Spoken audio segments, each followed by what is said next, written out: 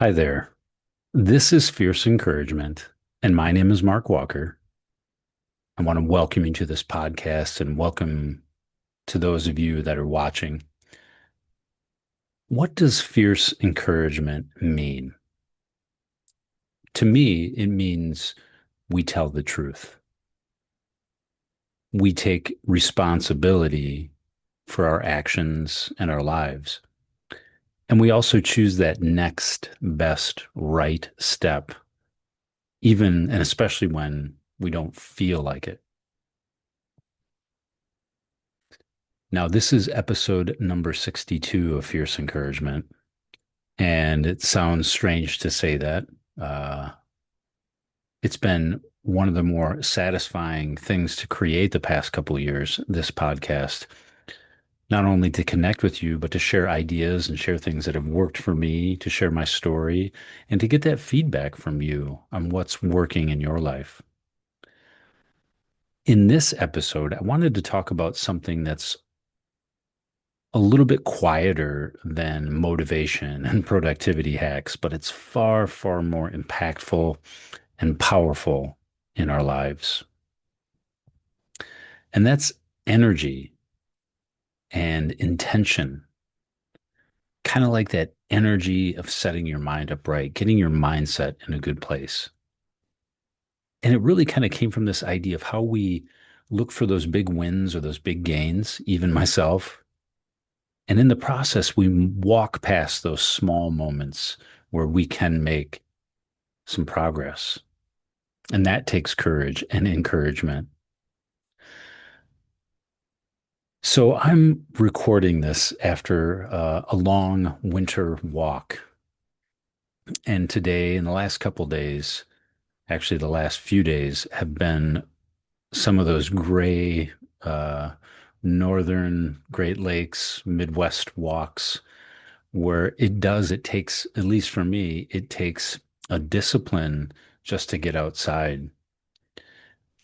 I do a little bit better when I get to the gym and get some weightlifting in, but needing and feeling that need for movement and getting my energy and my mind going. And earlier today, and actually two times today, I had a couple clients need to reschedule their sessions. One was due to a family emergency. Actually, both were due to family emergencies, but one was just a little baby family emergency. Um, but my other client had a dog emergency and they had to say goodbye to their longtime family pet. And it really was, at least for me, just balancing and knowing that, this is where we show up in our real life and we can be encouraging in those moments. During my walk out in the cold and the gray and the chilly, I passed a group of about 5 or 6 kids and their mom or their caretaker that was out for a walk with them. And right before that, I was talking to myself about, how hard it is to be in this weather and not have that sunshine for many days and just kind of feel a little lethargic. But I walked by these kids and they were all having fun, splashing in the puddles and, jumping in the snow. And they were screaming, laughing, having fun. They were completely alive, right? And then it kind of smacked me across the face as I walked past them and gave them a smile. How hard it is to stay positive. And it isn't because life is full of terror and horrible things, but it's more about life being too full or trying to fill it up to the top. This noise, this responsibility we take on, this pressure that we put on ourselves.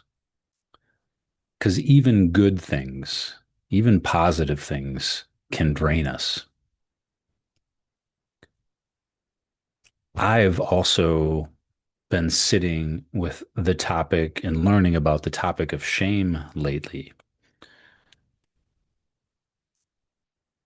Shame is that inherent feeling that you're not worthy and you're not validated in this life.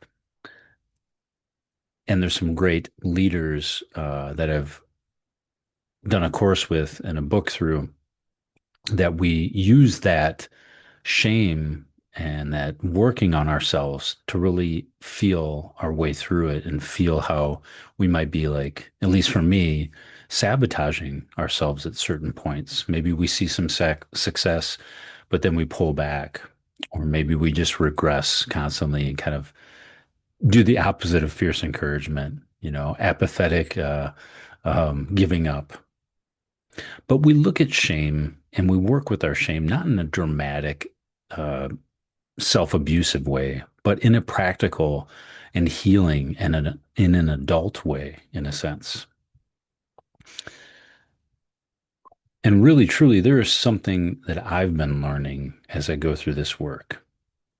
And it's this, that our sense of shame rarely shows up by itself.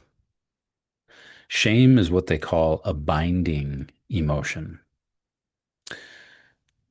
So things around like a shame around money might actually borrow that costume of avoidance. Shame about our bodies might have that sense of sadness and um, pulling back. And shame about our families actually might come out as anger.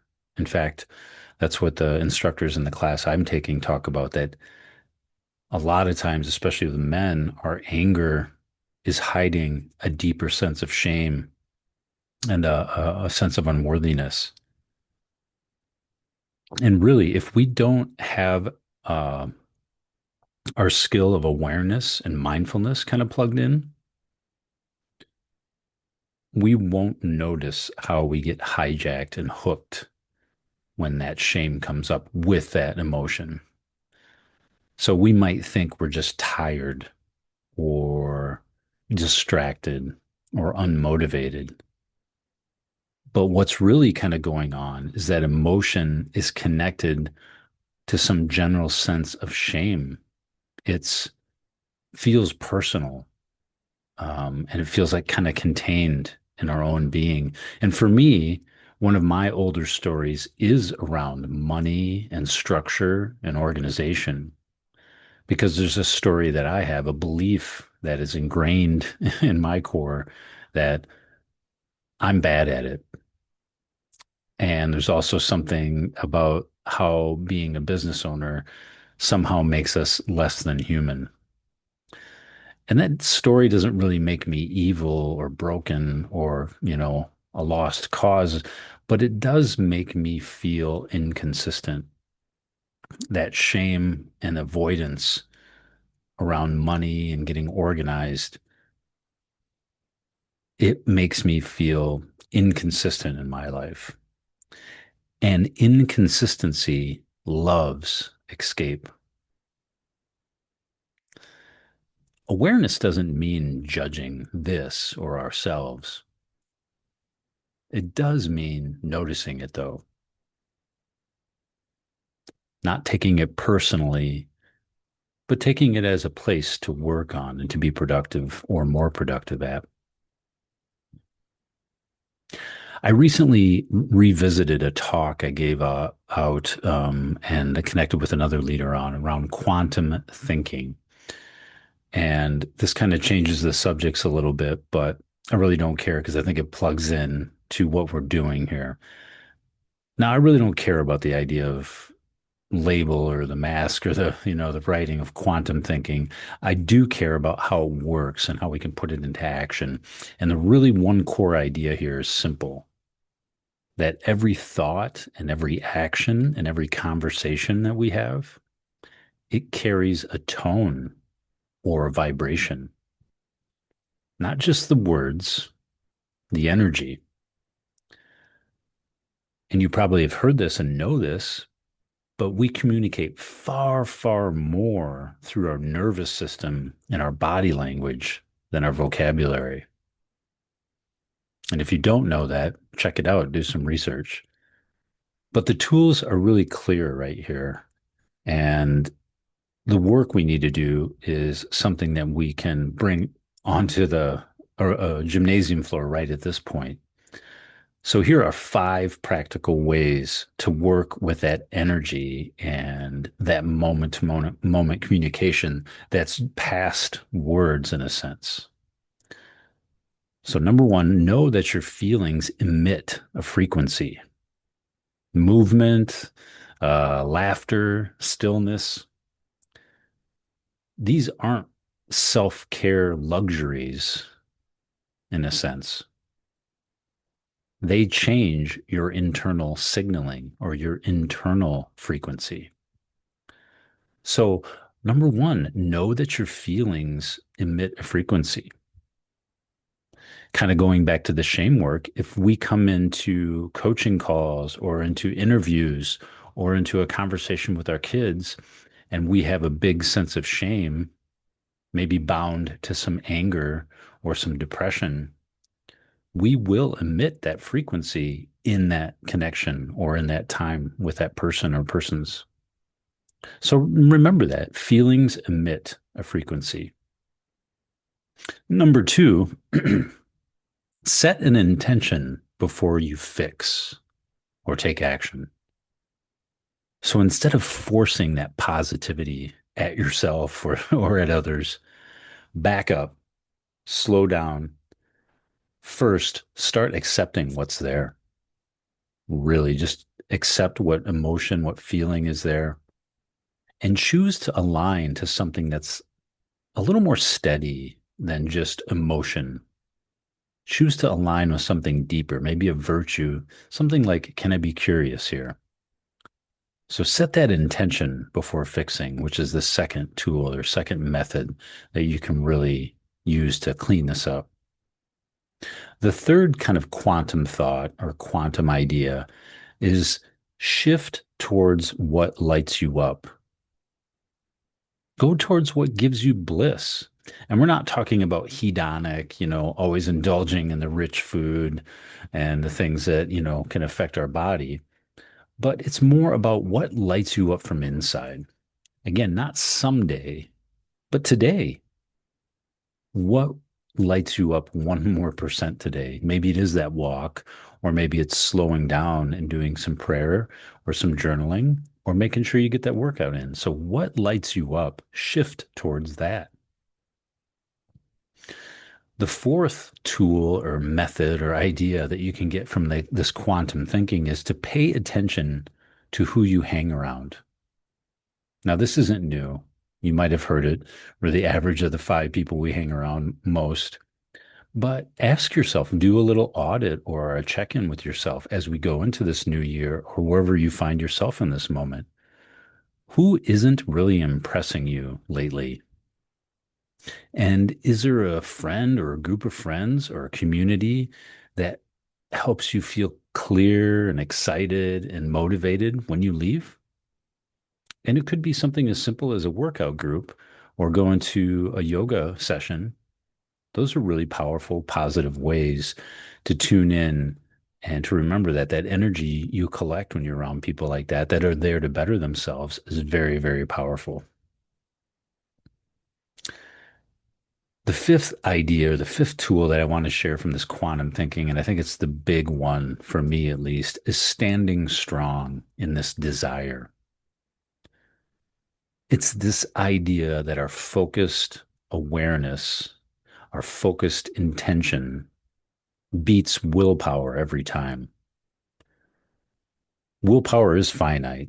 So finding those times of day when you have the most energy, obviously, making sure you invest in your energy practices like sleep and exercise and movement, but plan your willpower and know that that focused awareness beats um, a gritting it out almost every time. So stand strong in that desire. Find your waves where you create or do your work, and understand that you don't control the whole world, but you do control how you show up and bring energy to whatever you're working on. So those are five solid tools. Feelings emit a frequency, We set our intention before fixing. We shift towards what lights us up. We pay attention to who we hang around, and we also stand strong in that desire or that big intention. There's something else I want to share here because it's for me, I've been reading The Power of Systems by Steve Chandler and Trevor Timbeck, and just finishing that up here in the first part of the new year. But it's this idea that systems beat this idea of digging deep and psychologicalizing, everything that's going on.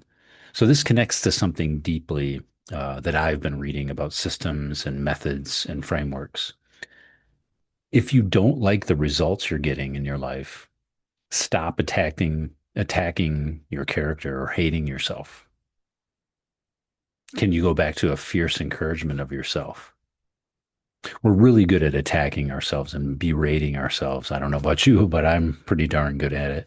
So instead of personalizing it or kind of taking it personally, let go of that. You have the results you have in your life through the system that you have. So change the system. Don't personalize it. It's not a personal flaw. And I think James Clear even says this. Don't worry about the flaws or the personal part of it. Go back to changing your systems. What are the habits that are going to help you like have those big results in your life? It's not a personal flaw. It's just a structural one. And we really don't need this super big depth dig to change our lives. Of course, that helps with healing, helps with our shame. But to move past that shame, just follow something you can repeat every day, something like that workout or something like a prayer practice or some journaling.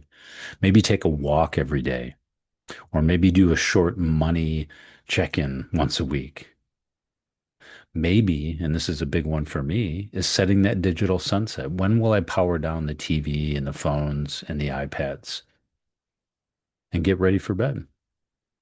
Or maybe even just a simple workout plan to do when you get up in the morning. Make it impersonal.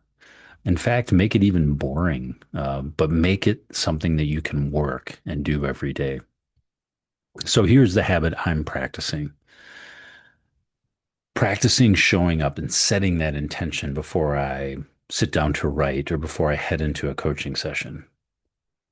The other thing that I'm doing and practicing those micro moments is stop waiting for some big breakthrough or some, huge wave of change to come through. Instead, I want to notice the hundreds, if not more, small moments every day that I have where I get that choice where I can show up differently. Maybe it's holding the door open for somebody.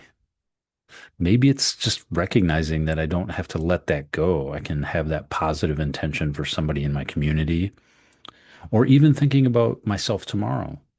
By going to bed on time and shutting down at a certain point, I give myself that gift tomorrow and I show up with a different energy tomorrow instead of numbing out or giving up.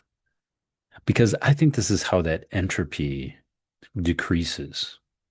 And that's how our kind of clarity of mind, our clarity of purpose arises. It's boring work, but it's also really powerful.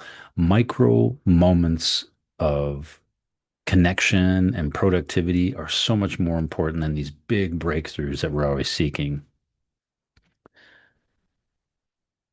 This Fierce Encouragement podcast started, like I said, over 60 episodes ago with an intention. And it was this. I really struggle with negative self-talk and just feeling kind of zonked a lot of the day. One of the best ways for me wasn't to hype myself up and to berate myself, but it was just to use targeted thinking and think about like, how can I encourage myself just to take the next best step? For me, loyalty to myself was that take one more step today. Fierce encouragement isn't about hype or, an overgrown ego. It's about you building up that inner confidence to know that you're worth all these practices and these tools, but that It's tough out there. We are not taught to encourage ourselves in a positive, heartfelt, loving way. And this is a place where you can practice that. So if fierce encouragement resonates with you, please share this episode, share one of your favorite episodes with somebody you care about. I'd love to hear from you too. So use the email or the text messenger in the show notes to send me a note. Share what system or what method you might be tightening up as you go into the year, or even share what small moment today you might choose differently on. Maybe it's showing up for the family a little differently or some of your coworkers. And if you want to practice this kind of awareness in real time, I have created some space for that. It's really quiet, it's practical, it's human. Take some time, look in the show notes, but most importantly of all, be kind to yourself. Be disciplined and self-encouraging where it matters, and truly, truly keep going. This is Fierce Encouragement. My name is Mark Walker. I hope you have a great day or a great evening wherever you're at, and we'll see you next time on Fierce Encouragement. Okay, bye-bye.